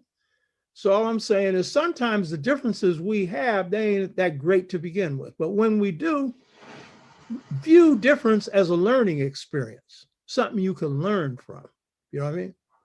And resolve it harmoniously as opposed to in conflict. Another listener, Militant Mount, asks, Militant what? Militant Mount. Okay. Oh yeah, Militant Mal. I've seen him on the site. I assume that means Militant Malcolm. Correct me if I'm wrong from the listener. Go ahead. Okay. He asks, can you recommend any books on strategy, militancy, or great warriors to study? And he says, peace and blessings to you, Dr. Shaka. Peace and blessings to you. Yeah, on strategy, the best book is Sun Tzu, Suntzu, The Art of War. And there are many different versions of this. I have to go to my library to pick out the best version. But this is China's master military strategist. It's the best book on strategy. Now, this is war, but it applies to almost anything. I'm going to write one on it, but it's going to be in prose style. My family is made up of poets. My grandmother's a poet. My mother's a poet. My sister's the best poet in the family. I'm an amateur. She told me I need to go to take some classes. But I'm a romantic poet. So when I fall in love, then I do the poetry, you know? So I'm going to write something in prose on this so that that would be that. What was the other part of that question? It was just to recommend any books on strategy, militancy, and great warriors to study. Yeah, great warriors. There's a book on the Segu Kingdom. I think it's called Ngboni, Segu Kingdom, and it's on the warriors. The great warriors are produced in the kingdom of the Bambara, one of the city states of the Bambara. For introduction to that, read World's Great Men of Color by J.A. Rogers, and he'll give you introductions to great warriors. And then that leads you to know who to look for. There are a number of books on Hannibal, who was one of the greatest warriors in human history. He was African. Again, we always have to say, I mean, you're going to have to say that he's from China, he's Chinese. You're going to have to say they're from Europe, they're European. You know what I mean? And there's an actual coin cast for Hannibal, and it's clearly un-African. And so historians try and say, that wasn't Hannibal. That was one of his soldiers who cast a coin for a soldier. This was a coin of one of the greatest strategists, greatest warriors on the planet Earth. His Battle of Cannae is a masterpiece. West Point, everywhere else, they study it. You know what I mean? He literally wiped out the whole Roman army and lost hardly no soldiers. So Hannibal, Menelik, Menelik, Lick, was emperor of Ethiopia, and he won the Battle of Adwa against the Italians. Go check out Menelik, another great warrior. Books on Shaka, my namesake, Tshaka or Shaka. There are a number of books on Shaka and the military discipline of the Zulus, which was one of the best military, systems of discipline in the world. Zulus could go for miles barefooted, running and engage an enemy. That Zulu's discipline was fierce. You should read on Denmark Vesey and the slave rebellion. Read on him because while that rebellion wasn't successful, It was the best organized, and the pattern for organizing is something we need to look at right now. The Seminole Wars, look at the Seminole Wars, and Osceola, who was a Seminole, who was married to an African woman, Morning Dew, but look at the wars that they fought against the American government. The only successful Native American wars that were successful, and the only successful slave revolts in the United States. These are usually ignored. Look at that. Andrew Jackson waged the last wars against the Seminoles. The Seminoles were not defeated. They just decided to go to Oklahoma, some of them. And the last Seminole War was fought by both Africans and Native Americans over the refusal of Osceola, who was the head of the Seminole Nation, Native American, to turn over slaves to the whites. And his wife, Morning Dew, had been captured by the whites, the African woman. So look at that. That's often ignored. I mean, that was a successful resistance movement. And there are many, many others. And it's not just African warriors you should look at. Look at the best fighters on the planet. Check them out. Genghis Khan, for example. Check him out. You know what I mean? And then look at warrior codes, because warrior codes are very important. Codes of honor, codes of bravery, you know. Milton Marks clarifies, he said that his name is indeed Malcolm. And he asks a follow-up, more specific question. He says, what did the Second Ethiopian and Italian War do to the spirit and the inner warrior to African people once they were defeated, since it was the last independent African nation to exist? Did it affect us subconsciously? Now, you know, the second war was the Battle of Adwa, which they won. But I assume he's referring to the one where Haile Selassie was defeated by Mussolini. I assume that that's the one he's referring to during World War II. No, it didn't hurt the African psyche, because if you look at how Africans responded to that, you had Africans in the United States signing up to go to Ethiopia to fight. You had Africans in the Caribbean that wanted to go to Ethiopia to fight. Some of us then didn't know the nature of Haile Selassie. Later, we discovered it. He was not the best of the leaders of Haiti. He was an oppressor. But at a time in which his country was invaded, it deserved support. Black resistance in the U.S. has been, and in the Caribbean, has been tied to the philosophy of Ethiopianism. Because Ethiopia was the only nation on the continent of Africa not to undergo colonization, it served as the symbol for African pride, African power, and future African independence. Ethiopianism comes from a passage in the Bible where it says, "Princes shall come out of Egypt, Ethiopia shall stretch forth its hand unto God," and then our scholars would add, "soon." Garvey was an Ethiopianist. He never used the term Pan-African or one Africa, but he was more pure Pan-Africanist than anybody in his time, because he was moving for African unity and African freedom from the beginning. Most of the Pan-African congresses held by Du Bois, they were about getting reforms in colonialism, but not full independence until the one called by George Padmore, assisted by Kwame Nkrumah, in London in 1945, where they called for the independence of Africa. So Ethiopianism was the root of what becomes Pan-Africanism. And so we identify with Pan-Africanism is associated with the potential of Africans to be unified and free.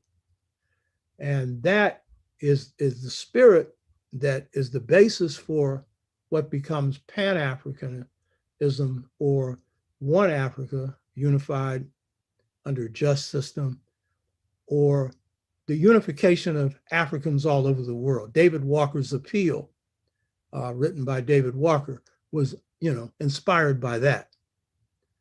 And there are recent works that are coming out now showing how when Africans come out of enslavement, we're not just concerned about our freedom here, we're concerned about the freedom of Africans in Cuba, and throughout South and Central America.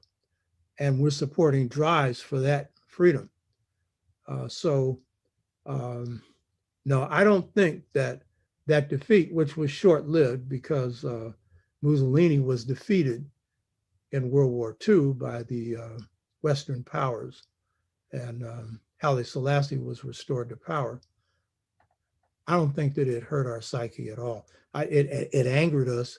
It unified us in a desire to fight against that. And by the way, Ethiopians are people are undergoing real serious struggles in Ethiopia right now. The Ethiopian government is raining some real military force on regions in that area that are not justified.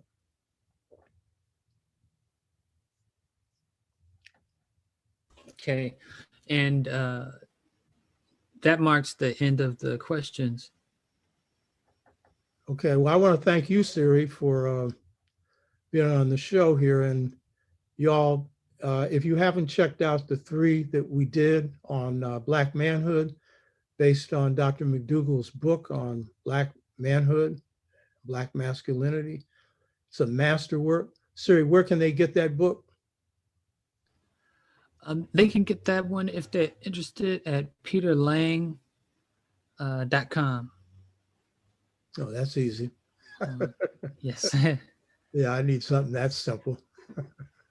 Yeah, check that book out, because if you saw the discussion that Dr. McDougall, presented to us, he showed you a lot of dimensions of the Black man. And we're going to do the same thing with the Black woman. But he's dealing with a subject that's neglected because we're in patriarchy, white patriarchy. Black manhood is a big threat here. And so just as we had stereotypes on Blacks in slavery, we have big stereotypes on the Black man. I'm just telling you, just as I think sisters and woman is God's greatest creation, other than the stars, Black man is bad. And we got all kinds of Black men. And Hollywood is not the place to go to find the Black man. Comic books aren't either. Check your families out.